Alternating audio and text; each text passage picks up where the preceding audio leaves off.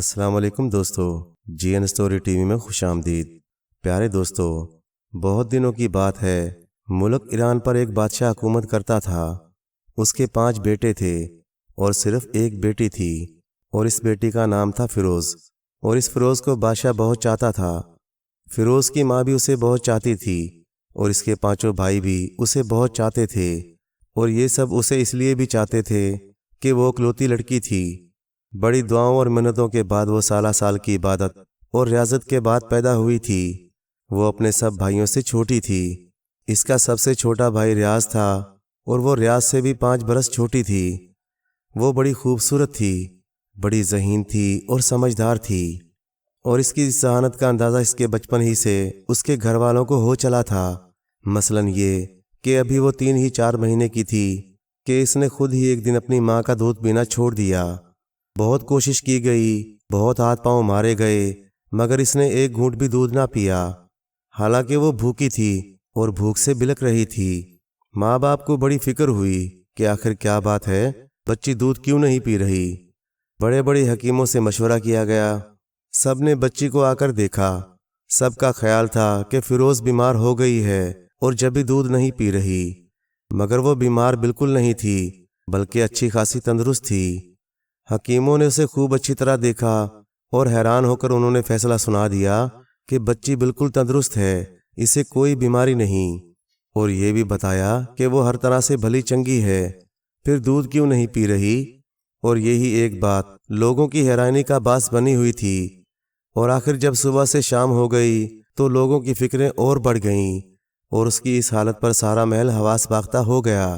بادشاہ کا مارے فکروں کے برا حال ہو گیا، ملکہ کا روتے روتے برا حال تھا، فیروز کے بھائی اپنی بہن کی اس اچانک حالت پر گمسم اور غمگین ہو گئے تھے۔ سارے محل میں حیرانی اور پریشانی بڑھتی جا رہی تھی۔ سارے طبیب حیران تھے، اور پورا شہر رو رو کر ننھی شہزادی کی زندگی کے لیے خدا سے بھیک مانگ رہا تھا۔ آخر رات کو تقریباً 8 بجے کے قریب شہزادی کے دودھ نہ پینے کی وجہ اس وقت معلوم ہوئی جب کہ ملکہ کی طبیعت ایک دم خراب ہو گئی، اور وہ بات کرتے کرتے دھڑام سے زمین پر گر پڑیں۔ سارے محل میں کوہرام مچ گیا، بادشاہ کے ہاتھ پاؤں پھول گئے۔ ملکہ بے حس و حرکت بے ہوش پڑی تھی، اور حکیموں کی بھیڑ ان کے چاروں طرف جمع تھی۔ کسی کی سمجھ میں کوئی بات نہیں آ رہی تھی کہ آخر یہ ملکہ کو ایک دم کیا ہو گیا، اور دیکھتے ہی دیکھتے ملکہ کا سارا جسم نیلا ہونا شروع ہو گیا۔ ملکہ کے تمام جسم میں کوئی خطرناک قسم کا زہر پھیل رہا تھا۔ اس زمانے میں آج کے زمانے کی طرح ایکس رے مشین تو نہیں تھی کہ 1 سیکنڈ کے اندر یہ معلوم کر لیا جائے کہ جسم کے اندرونی حصے میں کیا خرابی پیدا ہو گئی ہے، مگر ایک بوڑھے اور جہاں دیدہ حکیم کامل کی سمجھ میں کوئی بات آ گئی، اور انہوں نے فوراً حکم دیا، ملکہ کو ایک ڈولے میں لٹا کر لے چلو۔ بادشاہ نے بولا، کہاں لے چلیں؟ حکیم بولا، دریا کے اندر۔ بادشاہ حیران ہو کر بولا، مگر کیوں؟ حکیم صاحب نے سر ہلایا اور بولا، مجھے بیماری کی وجہ معلوم ہو گئی ہے، جلدی کرو، اور ہاں، ساتھ میں ایک آئینہ بھی لے لینا۔ اور ان تمام چیزوں کو ساتھ لے کر اور ملکہ کو ڈولے میں ڈلوا کر حکیم صاحب دریا کے کنارے پہنچ گئے۔ بادشاہ اور وزیر بھی ساتھ تھے، اور دریا کے کنارے سینکڑوں لوگوں کا مجمع بھی تھا۔ ڈولے کو پانی کے اندر لے چلو، حکیم صاحب نے حکم دیا، اور شاہی کماروں نے ڈولا پانی کے اندر پہنچا دیا۔ اور جب پانی کمار کی کمر تک آ گیا تو وہ بولے، بس رک جاؤ، ملکہ کو الٹا لٹا دو۔ حکیم صاحب نے کہا، اور ملکہ کا چہرہ پانی کے اوپر جھکا دو۔ حکیم صاحب کے حکم پر ایسا ہی کیا گیا۔ حکیم صاحب ملکہ کے منہ کے سامنے قندیل روشن کر کے اور آئینہ لے کر کھڑے ہو گئے۔ قندیل کی روشنی ملکہ کے چہرے پر پڑ رہی تھی، آئینہ سامنے تھا، اور ملکہ کا منہ کھلوا دیا گیا۔ اور ابھی چند ہی منٹ گزرے تھے کہ ملکہ کے سارے جسم میں ایک زور کی جھرجھری آئی، اور دیکھتے ہی دیکھتے ملکہ کے منہ سے ایک پتلی سی ناگن تڑپ کر پانی میں گر پڑی۔ اور یہ حادثہ دیکھ کر سب لوگ حیران رہ گئے۔ ملکہ صاحبہ کو اب اندر کر کے سیدھا لٹا دو۔ حکیم صاحب نے کہا، ملکہ اب بالکل تندرست ہو چکی ہیں۔ وہ بڑے اطمینان سے بولے، اب کوئی خطرہ باقی نہیں رہ گیا۔ اور پھر ان کے حکم پر وہ لوگ ملکہ کو لے کر محل میں واپس آ گئے۔ یہ کیسے ہوا حکیم صاحب؟ محل میں پہنچ کر بادشاہ نے حکیم صاحب سے پوچھا۔ ادھر ملکہ صاحبہ کو ہوش آ چکا تھا، اور وہ بالکل تندرست ہو چکی تھیں۔ حکیم صاحب بولے، اے عظیم بادشاہ، ملکہ صاحبہ ارساوا پانی میں ناگن کا ایک حسین سا بچہ پی گئی تھیں۔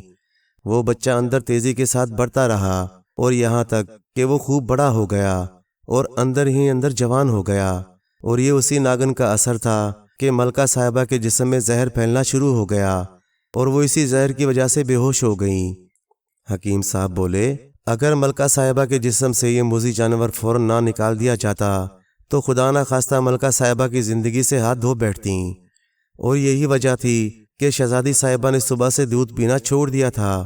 زہر کا اثر صبح سے تھا اور وہ برابر بڑھ رہا تھا۔ اچھا، تو شہزادی اسی لیے دودھ نہیں پی رہی تھی؟ بادشاہ سلامت حیران ہو کر بولے، جی حضور، شہزادی ضرور کوئی بڑی طاقت ہیں، وہ عام بچوں کی طرح ہرگز نہیں ہیں۔ ماں کے جسم میں زہر گھل گیا ہے، یہ بات انہیں کسی غیبی طاقت کے ذریعے ہم سب سے پہلے معلوم ہو گئی تھی۔ اگر وہ ملکہ صاحبہ کا دودھ پی لیتی تو یقینی طور پر وہ بچ نہیں سکتی تھیں۔ اور حکیم صاحب کی زبانی یہ بات سن کر سننے والوں کو سکتہ سا ہو گیا اور وہ ننھی شہزادی کو خدا کا بہت بڑا معجزہ سمجھنے لگے۔ لوگوں کی نظروں میں معصوم شہزادی کا وقار دیوی اور دیوتاؤں کی طرح بڑھ گیا، اور واقعی یہ تھی بھی بڑی تعجب اور اچنبھے کی بات۔ اور اس واقعے کے بعد شہزادی کی شہرت پورے ملک میں پھیل گئی اور دور دور سے لوگ اسے آ کر دیکھنے لگے۔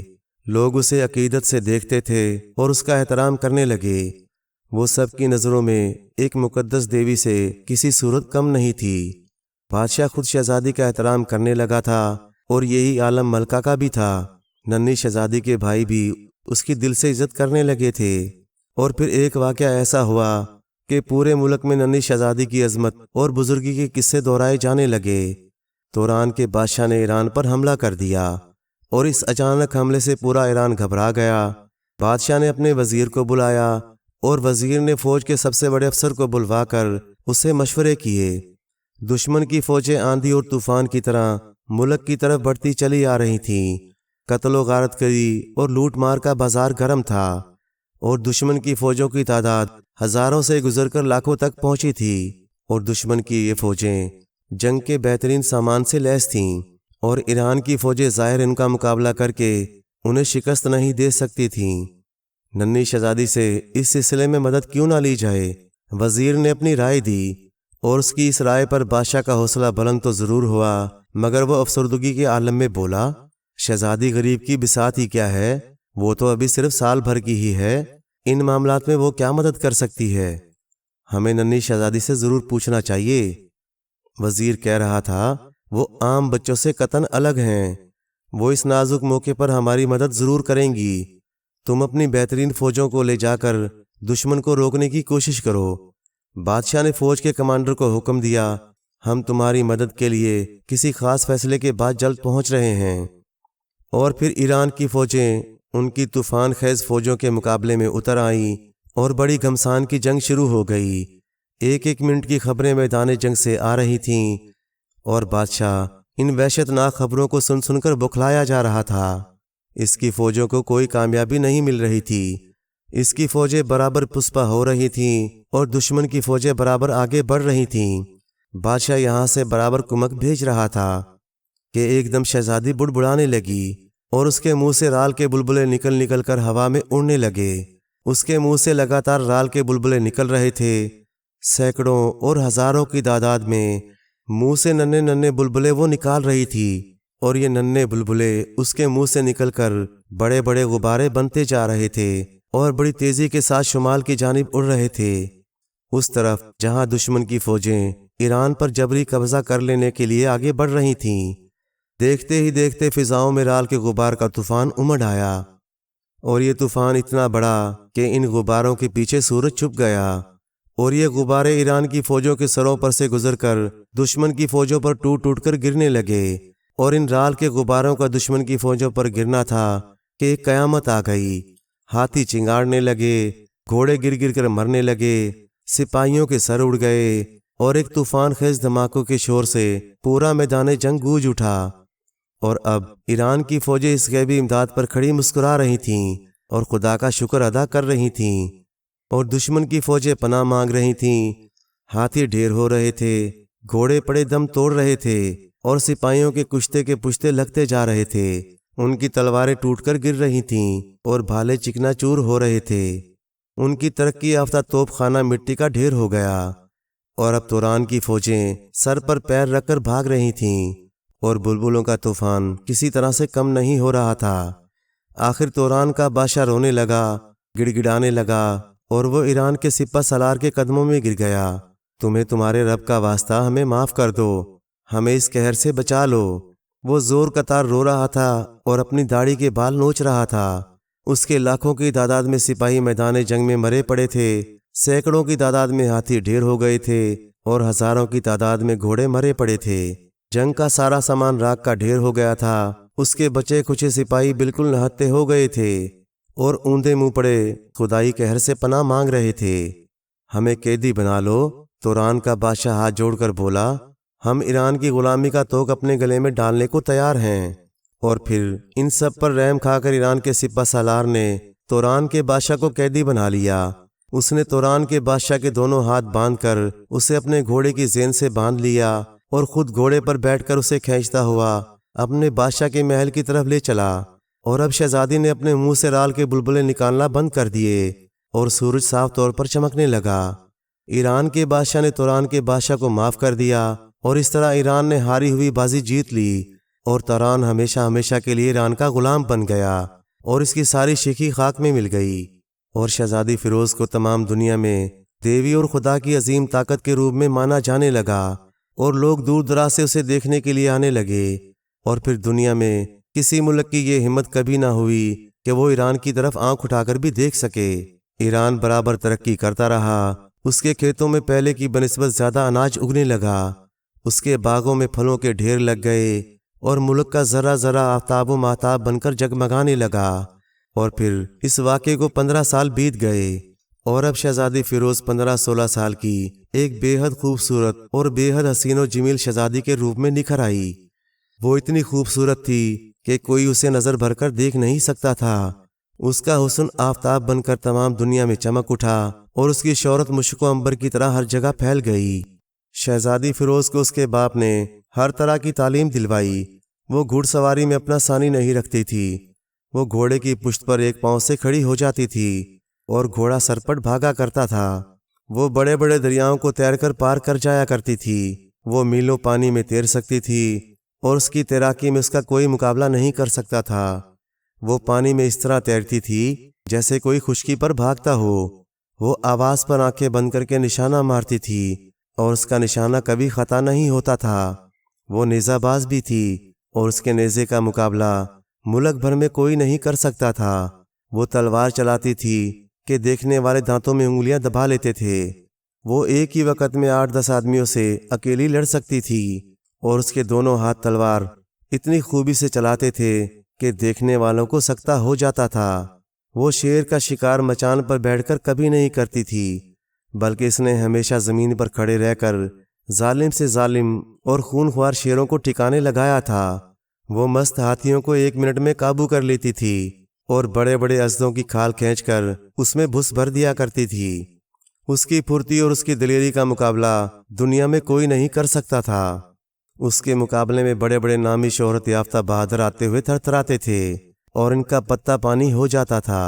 اور ان تمام باتوں کے باوجود وہ حد درجہ نازک بھی تھی۔ اس کے جسم میں لوچ تھا، اور اس کی آنکھوں میں شرم و حجاب کے پردے پڑے رہتے تھے۔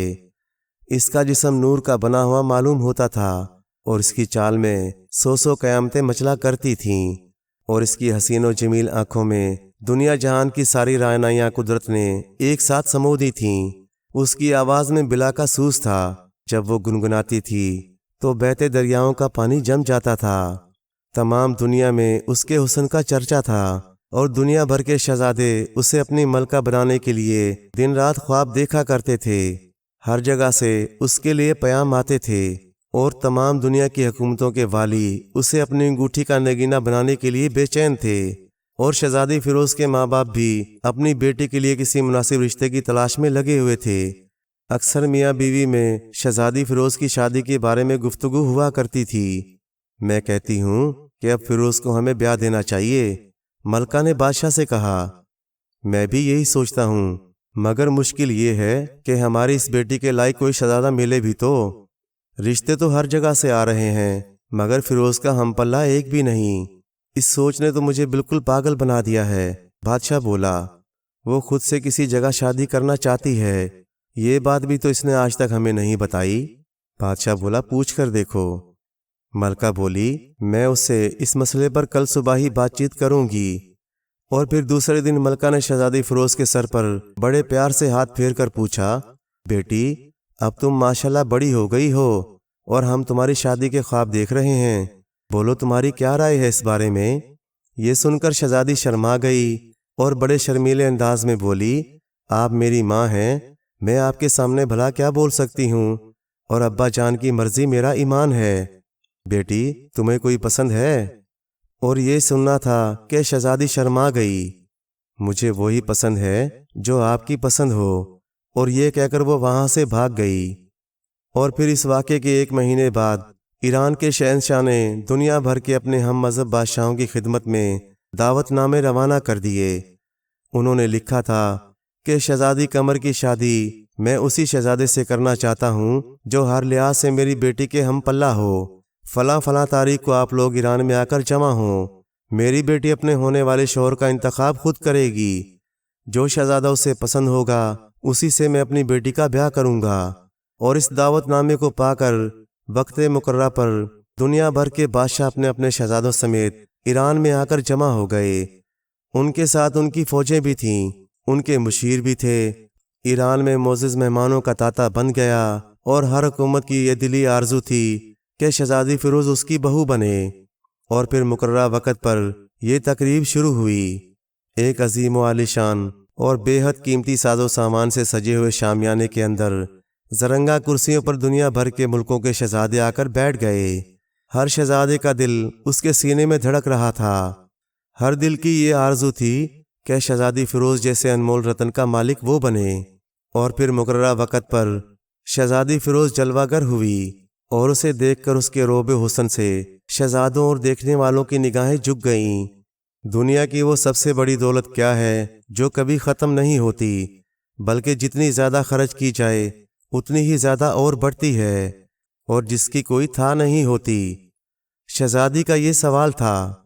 وہ بولی، آپ حضرات میں سے جو شخص اس کا صحیح جواب دے گا میں اس کی کنیز بن جاؤں گی۔ اور شہزادی کا یہ سوال سن کر شہزادوں کے منہ فک ہو گئے، اور وہ لوگ اپنے اپنے داناؤں اور مشیروں سے مشورے کرنے لگے۔ ایک بولا، وہ دولت فن سپاہ گیری ہے۔ دوسرا بولا، وہ دولت طاقت ہے۔ تیسرے نے کہا، وہ دولت حسن ہے۔ چوتھا بھی بول پڑا، وہ دولت عقل ہے۔ ایک اور بولا، تلوار وہ سب سے بڑا جوہر ہے۔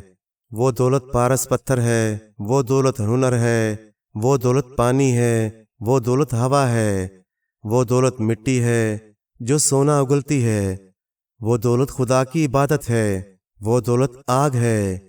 مختلف شہزادے جواب دیتے رہے، وہ دولت رزق ہے جو خدا ہر ایک کو دیتا ہے۔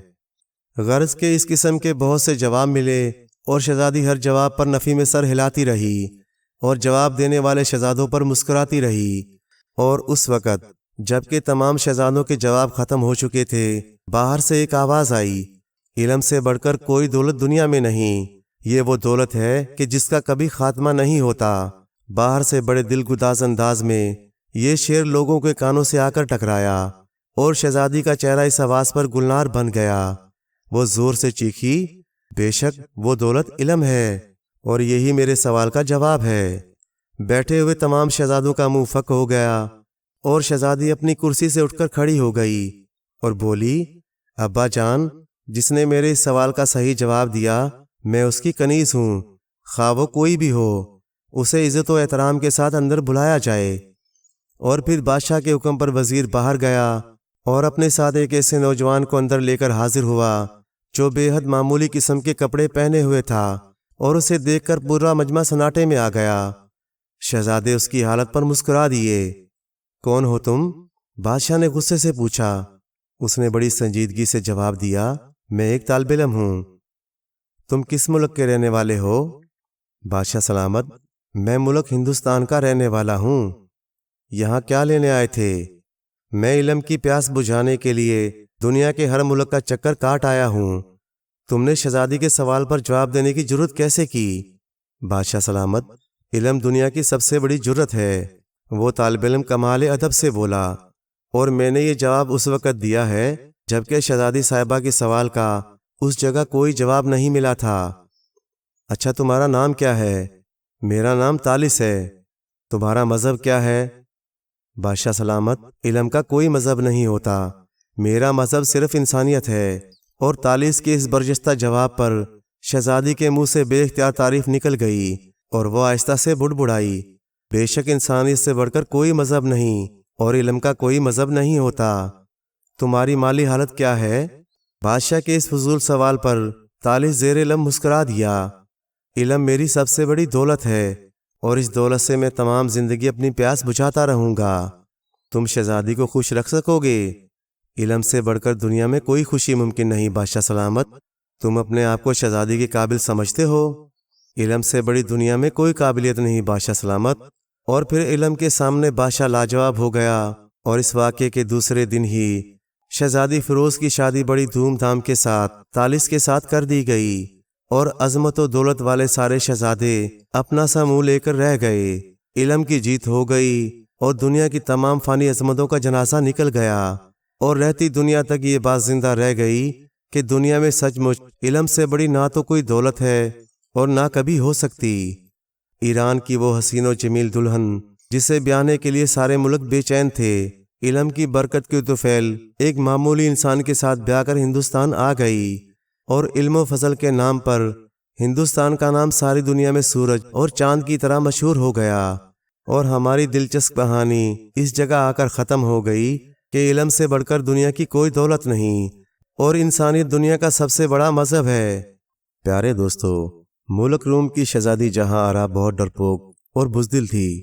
باقی ملکوں کی شہزادیوں کی طرح نہ ہی اس نے گھوڑے پر سواری سیکھی تھی اور نہ ہی تلوار چلائی اور نہ نشانے بازی سیکھی تھی۔ اسے ان سب چیزوں سے بے حد ڈر لگتا تھا، اس لیے وہ زیادہ تر شاہی باغ میں اپنی سہیلیوں کے ساتھ بیٹھی رہتی۔ اگر کبھی اسے باہر نکلنا پڑتا تو وہ ایک بہادر سپاہیوں کا پورا دستہ ساتھ لے کر جاتی۔ بادشاہ نے اس کا ڈر دور کرنے کی بے حد کوشش کی، لیکن اس کی کوئی کوشش بھی کامیاب نہ ہوئی اور شہزادی کی بزدلی نہ گئی۔ تھک ہار کر بادشاہ خاموش ہو گیا۔ البتہ اس نے حکم دے رکھا تھا کہ شہزادی کو کہیں اکیلا نہ جانے دیا جائے، ہمیشہ اس کے ساتھ بہادر سپاہیوں کا ایک دستہ رہنا چاہیے تاکہ اس کی بزدلی کی وجہ سے کوئی اسے نقصان نہ پہنچا دے۔ شہزادی کو البتہ زیورات اور نئے سے نئے اور خوبصورت کپڑے پہننے کا بے حد شوق تھا، اسی لیے اس کے پاس انتہائی خوبصورت لباسوں کی الماری بھری ہوئی تھی۔ اس طرح بے شمار نئے ڈیزائنوں کے زیورات بھی ہر وقت اس کے پاس موجود رہتے۔ اسے پھولوں سے بھی بے حد دلچسپی تھی، خاص طور پر سرخ رنگ کے پھول اسے بے حد اچھے لگتے تھے، اسی لیے وہ بالوں میں ہمیشہ سرخ رنگ کے پھول لگائے رکھتی تھی۔ شہزادی آج بے حد خوش تھی کیونکہ اس کی ایک پرانی سہیلی وزیر زادی روشن 2 سال کے بعد اس سے آ کر ملی تھی۔ وہ 2 سال کے لیے اپنی نانی اماں کے گھر چلی گئی تھی جو کسی اور ملک میں تھی، اور چونکہ روشن شہزادی کی بہت گہری سہیلی تھی اسی لیے شہزادی اکثر اسے یاد کرتی رہتی تھی۔ جب وہ واپس آئی تو شہزادی بے حد خوش ہوئی اور اس نے وزیر زادی روشن کی آمد کی خوشی میں جشن منانے کا اعلان کر دیا۔ شہزادی، یہاں شاہی محل میں جشن منانے میں کیا لطف آئے گا؟ ایک سہیلی نے منہ بناتے ہوئے کہا، اور وزیر زادی روشن سمیت باقی سب سہیلیوں نے بھی اس کی تائید کر دی۔ تو پھر کہاں منایا جائے یہ جشن؟ شہزادی نے حیران ہو کر پوچھا۔ ایک سہیلی بولی، کسی جنگل میں منانا چاہیے۔ ارے نہیں، ہمیں جنگل سے بہت ڈر لگتا ہے، وہاں خوفناک درندے ہوتے ہیں، سانپ ہوتے ہیں، ہم تو کبھی بھی جنگل میں نہ جائیں گے۔ شہزادی نے خوفزدہ لہجے میں کہا، چلو جنگل نہ سہی، کسی پہاڑ پر چلتے ہیں۔ دوسری سہیلی نے کہا، پہاڑ پر؟ ارے نہیں، ہمیں پہاڑ سے بہت ڈر لگتا ہے، وہاں کھردری اور اونچی نیچی چٹانیں ہوتی ہیں، ہم اگر کسی چٹان سے گر پڑے تو ہماری ہڈیاں ٹوٹ جائیں گی۔ شہزادی چونکہ بزدل تھی اس لیے وہ ہر جگہ سے ڈرتی تھی۔ میں بتاتی ہوں ایک جگہ، مجھے یقین ہے کہ یہ جگہ شہزادی کو بھی پسند آئے گی۔ وزیر زادی روشن نے مسکراتے ہوئے کہا، ہاں جلدی بتاؤ کون سی جگہ ہے؟ سب سہیلیوں نے حیران ہو کر پوچھا۔ دریا کے کنارے پرانے باغ میں، وہاں 4 دیواری بھی ہے اور جگہ بھی محفوظ ہے، نہ کوئی درندہ نہ کوئی گرنے کا خطرہ۔ وزیر زادی روشن نے کہا، ہاں وہ جگہ ٹھیک ہے، وہاں ہم ہر طرح سے محفوظ ہوں گے، بس محافظوں کو چار دیواری سے باہر پہرے پر لگا دیں، اس طرح کوئی اندر نہیں آ سکے گا۔ شہزادی نے کہا تو ساری سہیلیاں خوشی سے اچھل پڑیں، چنانچہ وہاں جانے کا پروگرام بن گیا، اور دوسرے دن شہزادی اپنی سہیلیوں اور وزیر زادی کے ساتھ بگیوں میں سوار ہو کر دریا کے کنارے پرانے باغ میں پہنچ گئیں۔ یہ باغ چونکہ بے حد پرانا تھا، اسی لیے یہاں کے درخت بالکل سوکھ چکے تھے، ان پر ایک پتا بھی نظر نہیں آتا تھا، بس سوکھی سڑی شاخیں ہی نظر آتی تھیں۔ باغ بہت وسیع رقبے میں پھیلا ہوا تھا اور اس کے گرد اونچی اونچی دیواریں تھیں۔ دریا اس باغ کے اندر سے بہتا تھا۔ شہزادی کے بہادر محافظ بھی ساتھ تھے۔ شہزادی نے ان سب کو تو چار دیواری سے باہر پہرے پر بٹھا دیا، البتہ ان کے سردار کو اس نے اپنے ساتھ رکھ لیا تاکہ مزید حفاظت ہو سکے۔ جس جگہ شہزادی اور اس کی سہیلیاں اکٹھی بیٹھی تھیں، وہاں سے کچھ دور گوتم ایک پرانے درخت کے تنے سے ٹیک لگائے کھڑا تھا۔ چونکہ اس باغ میں کسی خطرے کا کوئی سوال ہی پیدا نہ ہوتا تھا، اس لیے گوتم بڑے اطمینان سے کھڑا تھا، البتہ اس نے اپنا خنجر ہاتھ میں پکڑا ہوا تھا۔ وہ بڑی دلچسپی سے شہزادی اور اس کی سہیلیوں کو کھیلتے کودتے اور ایک دوسرے کے ساتھ باتیں کرتے دیکھ اور سن رہا تھا کہ اچانک اس کے گلے میں کسی نے بازو ڈالا، اور گوتم کو یوں محسوس ہوا جیسے اس کی گردن کسی زبردست شکنجے میں جکڑ گئی ہو۔ اچانک حملے کی وجہ سے اس کے ہاتھ سے خنجر گر گیا، اور دوسرے ہی لمحے اس کے سینے میں آگ کی سوراخ اترتی چلی گئی اور گوتم کا جسم پھڑکنے لگا۔ لیکن مارنے والے نے اب گردن کے ساتھ ساتھ اس کا منہ بھی بند کر رکھا تھا، اس لیے گوتم چیخ بھی نہ سکا۔ اسے صرف اتنا معلوم ہو سکا کہ اس پر حملہ کرنے والی کوئی عورت ہے، لیکن وہ شکل سے ہی کوئی بھوتنی لگ رہی تھی اور اس کے جسم میں بے پناہ طاقت تھی۔ اس نے گوتم کے سینے میں تیز خنجر مارا تھا اور پھر گوتم کی آنکھیں بند ہو گئیں، وہ ہلاک ہو چکا تھا۔ اسی لمحے شہزادی اور اس کی سہیلیوں نے ایک دم زور زور سے کینکوں کی آوازیں سنی۔ آوازیں درختوں کی طرف سے آ رہی تھیں، تو وہ سب ڈر کے کھڑی ہو گئیں، اور پھر شہزادی کے حلق سے ایک زوردار چیخ نکلی۔ اس نے ایک چڑیل کو خون آلودہ خنجر ہاتھ میں اٹھائے کہکے لگاتے ہوئے اپنی طرف بڑھتے دیکھا، اور پھر خوف کے مارے وہ بے ہوش ہو کر گر گئی۔ البتہ بے ہوش ہوتے ہوتے اس کے کانوں میں اس کی سہیلیوں کی چیخوں کی آوازیں سنائی دے رہی تھیں۔ پھر جب شہزادی کی آنکھیں کھلیں تو اس کے کانوں میں وہی چیخیں گونجنے لگیں اور وہ ہڑبڑا کر اٹھ بیٹھی۔ لیکن دوسرے لمحے ایک بار پھر خوف سے چیخ پڑی، کیونکہ اب وہ باغ کے بجائے غار میں بیٹھی تھی۔ غار کا دہانہ ایک بھاری پتھر سے بند تھا۔ پتھر کی مختلف سمتوں سے ہلکی ہلکی روشنی اندر آ رہی تھی۔ غار میں ہر جگہ انسانی ڈھانچے اور ہڈیاں بکھری ہوئی تھیں۔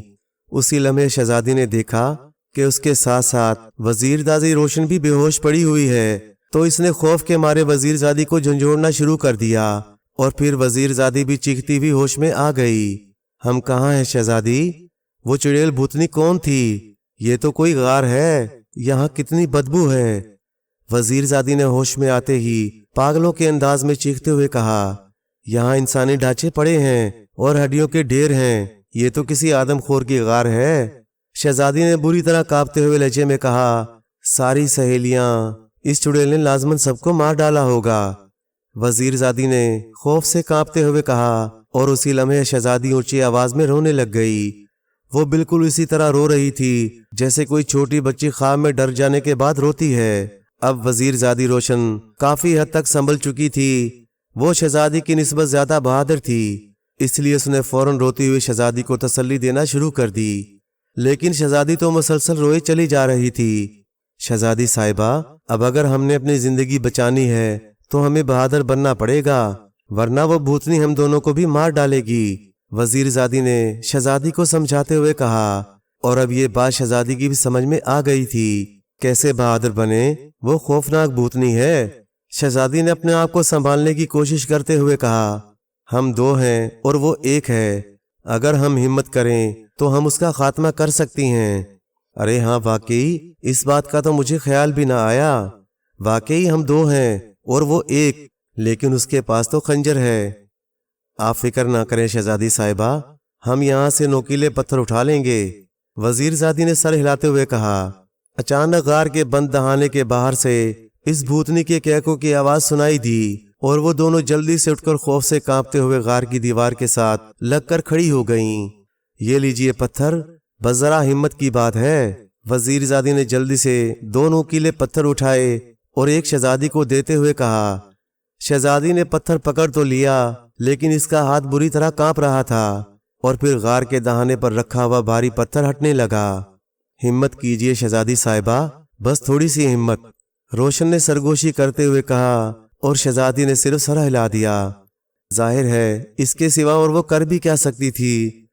چند لمحوں بعد ایک خوفناک دھماکے سے غار کے دہانے پر رکھا ہوا پتھر ایک طرف جا گرا، اور پھر غار کے دہانے پر وہ خوفناک بھوتنی ظاہر ہوئی، جس کی شکل دیکھ کر ہی خوف آتا تھا، اور اس کے ہاتھ میں خون آلودہ خنجر تھا۔ میں نے تمہارے سب سپاہیوں اور سہیلیوں کو ہلاک کر دیا ہے۔ میں نے ان سب کا دل بھر کر خون پیا ہے۔ میں تمہیں اس لیے اٹھا لائی تھی کہ بعد میں اطمینان سے تمہارا گوشت کھاؤں گی۔ تم دونوں کا گوشت مجھے باقی سب سے نرم لگا تھا، بھوتنی نے زور سے چیختے ہوئے کہا۔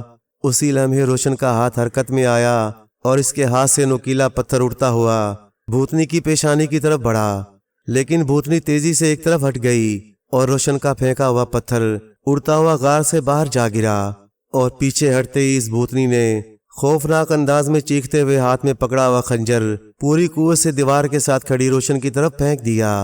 اس کے جسم میں نہ جانے کس قدر طاقت تھی کہ خنجر گولی سے بھی زیادہ تیز رفتار سے اڑتا ہوا سیدھا اس کی طرف بڑھا، مگر وہ ابھی درمیان میں ہی تھا کہ شہزادی نے اپنے ہاتھ میں پکڑا ہوا پتھر بھوتنی پر دے مارا، اور پھر ایک حیرت انگیز واقعہ ہوا کہ شہزادی کا پھینکا ہوا پتھر وزیر زادی روشن کی طرف بڑھتے ہوئے خنجر سے ٹکرا گیا، اور وہ دونوں ایک دھماکے سے نیچے گر گئے۔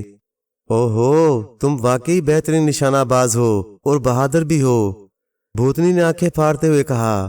اسی دوران وزیر زادی نے تیزی سے آگے بڑھ کر خنجر اٹھانا چاہا، لیکن بھوتنی نے بھی چھلانگ لگائی، اور اس سے پہلے کہ وزیر زادی زمین پر پڑا ہوا خنجر اٹھاتی، بھوتنی وزیر زادی تک پہنچ چکی تھی، اور اس نے اسے اپنے طاقتور بازوؤں میں جکڑ لیا۔ اب چونکہ غار کا دہانہ خالی ہو گیا تھا، اس لیے شہزادی کو فرار ہونے کا بڑا اچھا موقع مل گیا، اور اس نے غار کے دہانے کی طرف دوڑ لگا دی۔ لیکن ابھی وہ دہانے تک پہنچی ہی تھی کہ اسے وزیر زادی روشن کی چیخنے کی آواز سنائی تھی۔ وزیر زادی چونکہ شہزادی کی بڑی گہری سہیلی تھی، اس لیے اس کی چیخیں اس سے برداشت نہ ہو سکیں، اور باوجود بزدل ہونے کے وہ تیزی سے مڑی، اور اس نے دیکھا کہ بھوتنی وزیر زادی کو زمین پر گرا کر اس کی گردن توڑنے کی کوشش کر رہی تھی۔ اسے مت مارو، شہزادی نے چیختے ہوئے کہا، اور پھر اس نے جھک کر ایک بڑا سا پتھر اٹھایا اور دوڑ کر آگے بڑھی، اور پوری قوت سے اس نے پتھر بھوتنی کے سر پر مار دیا۔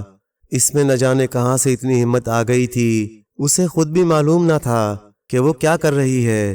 پتھر پوری قوت سے بھوتنی کے سر پر لگا، اور بھوتنی چیخ مار کر پلٹ گئی، اور پھر اس کے جسم نے تڑپنا شروع کر دیا۔ شہزادی نے ایک اور پتھر اٹھایا اور پوری قوت سے تڑپتی ہوئی بھوتنی کے سر پر مار دیا۔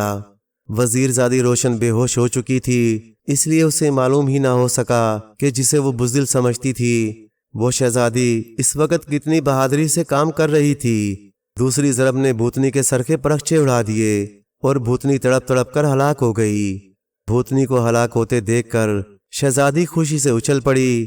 اس کے تصور میں بھی نہ تھا کہ وہ خالی ہاتھوں سے اس طرح خوفناک بھوتنی کو ہلاک کر سکتی ہے۔ شہزادی نے بھوتنی کے ہلاک ہوتے ہی جلدی سے وزیر زادی کو جھنجھوڑنا شروع کر دیا۔ مجھے مت مارو، بچاؤ بچاؤ، وزیر زادی روشن نے ہوش میں آتے ہی چیخنا شروع کر دیا۔ فکر نہ کرو روشن، ہم نے تمہیں بچا لیا ہے، ہم نے بھوتنی کو ہلاک کر دیا ہے، شہزادی نے مسرت بھرے لہجے میں کہا۔ چنانچہ وہ خوشی کے مارے چیختی ہوئی شہزادی سے لپٹ گئی۔ او بہادر شہزادی، آپ واقعی بے حد بہادر ہیں۔ آپ نے جو کارنامہ سر انجام دیا، یہ کارنامہ بڑے بڑے بہادر سر انجام نہیں دے سکتے، وزیر زادی نے شہزادی سے لپٹتے ہوئے بے اختیار ہو کر کہا، تو شہزادی کا چہرہ خوشی سے کھل اٹھا۔ اب ہمیں معلوم ہو گیا ہے کہ ہم واقعی بہادر ہیں اور خامخواہ بزدل بنی ہوئی تھیں، شہزادی نے خوش ہوتے ہوئے کہا، اور پھر دونوں سہیلیاں اس غار سے باہر نکل آئیں۔ انہوں نے دیکھا کہ وہ اس پرانے باغ سے کچھ دور موجود پہاڑی کے دامن میں موجود تھیں۔ چنانچہ وہ دونوں تیزی سے باغ کی طرف بڑھنے لگیں۔ ابھی وہ باغ تک نہ پہنچی تھیں کہ اچانک ایک طرف سے انہیں ایک بار پھر خوفناک کہکوں کی آوازیں سنائی دینے لگیں۔ وہ دونوں ٹھٹک کر رک گئیں، اور پھر وہ یہ دیکھ کر حیران رہ گئیں کہ باغ کے دائیں طرف سے ایک بھوت نما آدمی اچھلتا کودتا ان کی طرف آ رہا تھا۔ اس کے جسم پر بڑا سا سرخ رنگ کا لبادہ تھا۔ وہ جسمانی لحاظ سے انتہائی طاقتور لگ رہا تھا۔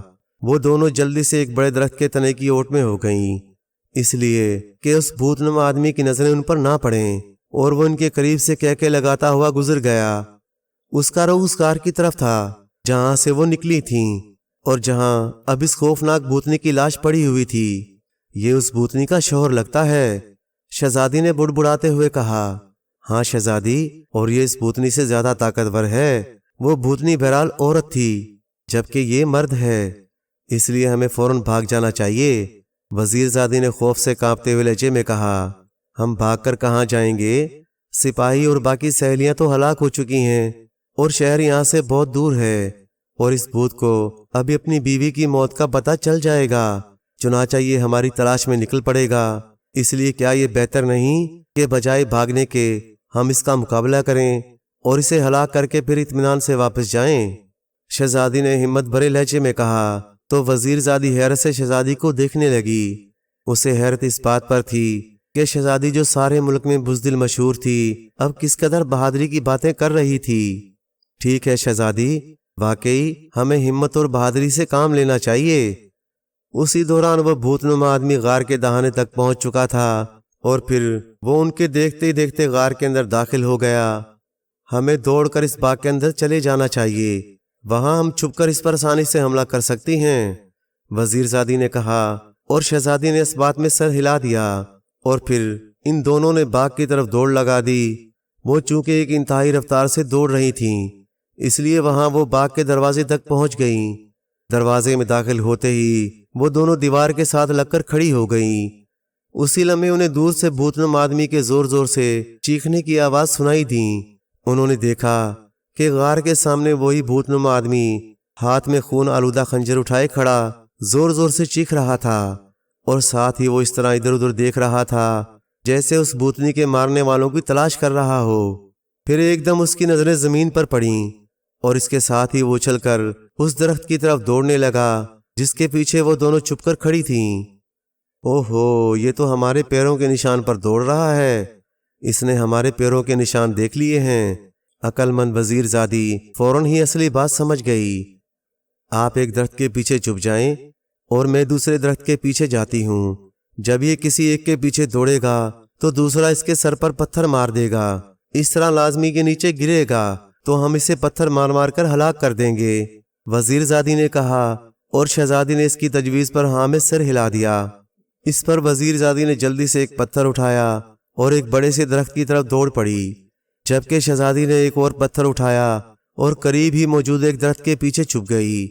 چند لمحوں بعد وہ بھوت نما آدمی خنجر اٹھائے چیختا ہوا باغ کے دروازے میں داخل ہوا، اور پھر وہاں پر ادھر ادھر دیکھنے لگا۔ اسی لمحے اچانک اس کی نظریں اس درخت پر جم گئیں جس کے پیچھے وزیر زادی چھپی ہوئی تھی۔